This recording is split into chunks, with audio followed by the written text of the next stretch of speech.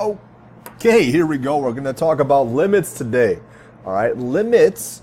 This is a very important topic for you as you continue on your mathematical career. It's a very important topic that comes up a lot in calculus. All right, calculus is big on limits. Okay, today we're going to talk about limits graphically. Tomorrow we'll talk about limits algebraically.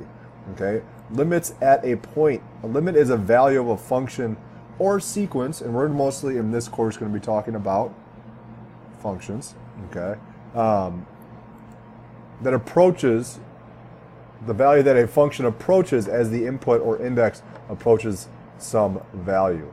All right, so when we're talking about limits, we want to ask ourselves this question. What we're thinking about is as x goes to a number,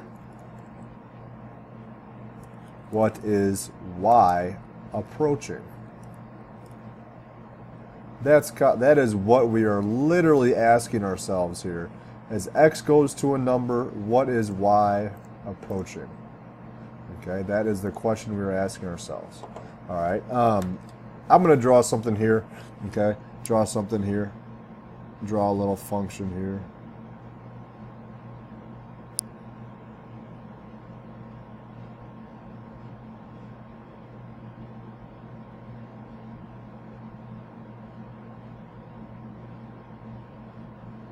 Okay. Let's talk about this. So, the limit is the value of a function or sequence as x approaches some number. All right. Or we talk about limits in three different ways. All right. Talk about our proper notation in three different ways. All right. Your limits will be written using a cursive or script L. Okay. As x approaches some value c from the left of f of x. There's one proper notation. The limit as x approaches some number from the right of f of x. I'm going to show you what that means here. The limit, and then the limit as x goes to just some constant of f of x. All right. What does that all mean? Okay, what does that all mean? Well, let's think about this and looking at our graph. All right, let's talk about the number -2 here. Okay, as I come from the left side of my function, so from over here, all right, this is the left side of -2 because it's where x is decreasing, right? X is decreasing, it's going -3, -4, etc. So left side of my function, well, y is approaching 0. From the right side of my function, y is approaching 0. So that limit would actually be 0. Okay. Here, at 0, at x equals 0, well, what's happening from the left? Y is going to 0, or excuse me, y is going to 0. From the right, y is also going to 0, so limit would be 0. Why did I say 0 here? Oh, because it's 0. Okay. It's not 0 here, it's -2. It is approaching 0 from the left, it's -2 and -2. Sorry, why did I say 0 there? I confused the heck out of myself. Okay, notice here we have this jump. The jump is when our limits, when certain things start to happen. I'll just say there. As I approach +2 from the left, my limit has a value y equals 0. As I'm approaching +2 from the right, though, my limit at x equals 2 is +2.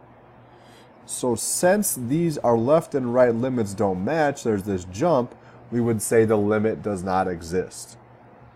The limit does not exist, just like they talk about in Mean Girls, but we're going to talk about it what it means in math. Yes, I just quoted Mean Girls. All right, I've seen it maybe once or twice. So how do we read this? I just kept reading this aloud, so we're going to put it down in words. All right, here we would say literally the limit. I think it's better that I type this. As x approaches c, x approaches c. Now, we're going to say, you can say goes to as x. We also use the terminology goes to. Okay, the limit as x approaches c, we'll say from the left when there's that little negative sign, and we'll say from the right when there's the positive sign right next to our constant. Okay? So it's either from the left or from the right, or it's just the limit as x approaches c. So let's look at, not yet, let's keep going. In order, there's this little limit notation. There's order for a limit to exist. It must exist from the left and right, and those limits must be equal. That is, okay, if, here's the real mathy part, if the limit as x approaches c from the left of our function is equal to the limit as x approaches c from the right of our function. If those limits all equal some number, we'll just call it L. Then the limit as x approaches c of our function is also equal to whatever that L value is. Okay? So basically what it's saying is if they approach the same number, x approaches the same number from the left and right, we're zeroing in on the same number, then the limit exists at that number, okay, at that x value, and the limit is equal to whatever that number was, L. All right, so I know you don't have this picture, but I'm just going to talk about it, and we're going to talk about it, and we're going to talk about it, okay? So let's think about the limit as, and then we're going to, this is our f of x, as x approaches -1 from the left. All right, if I call, here's -1. If I'm coming from the left, so here's the left, if I'm coming from this side here, y is going to be 1. All right, the limit as x approaches -1 from the right of f of x.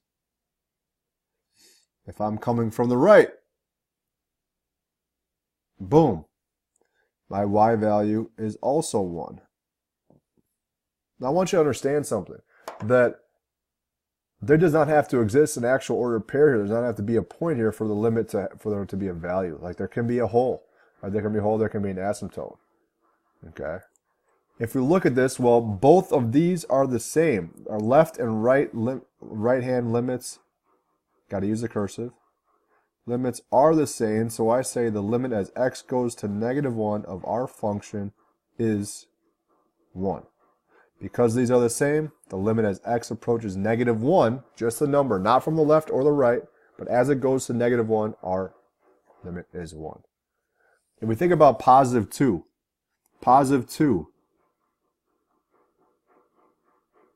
from the left, what the heck is that? Is 4. Someone is banging on some pipes outside. That's solid. F of x from the right. Notice from the right, it actually going to 3. So we would say this limit does not exist. Instead of a 1 here, I would have DNE. Okay, that's how we write does not exist. And we're going to, you know what, I'm going to use the same graph for the next, like, a bunch of problems, a bunch of practice. The more you practice, the more, or not the easier it gets, but I don't like to use the word easy. The more you start to understand, okay?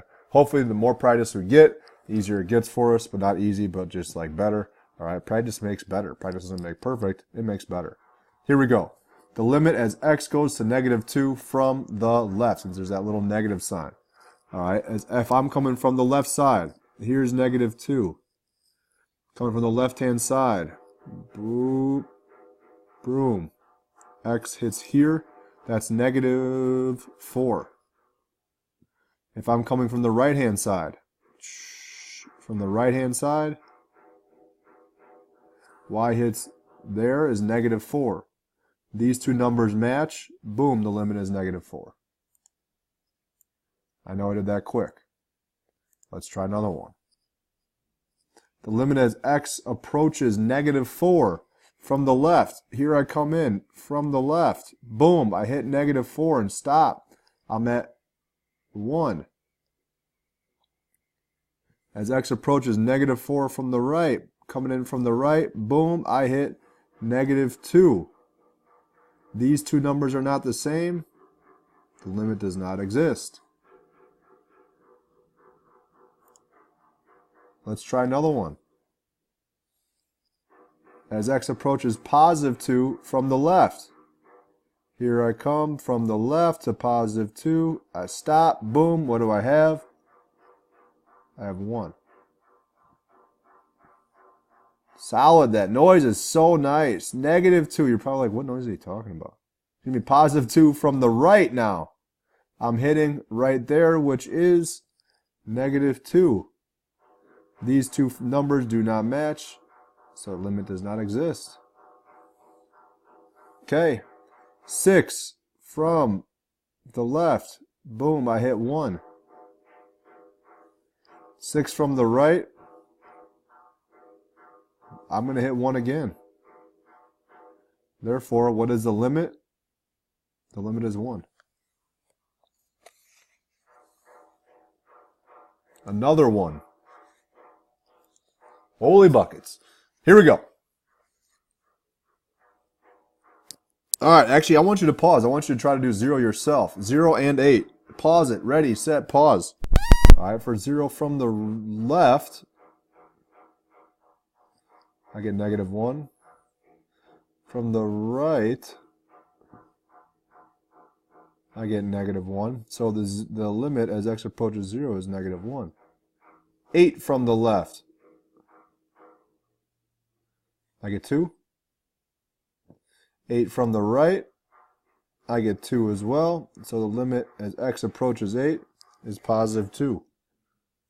Let's try another one. The limit as x approaches 4 from the left.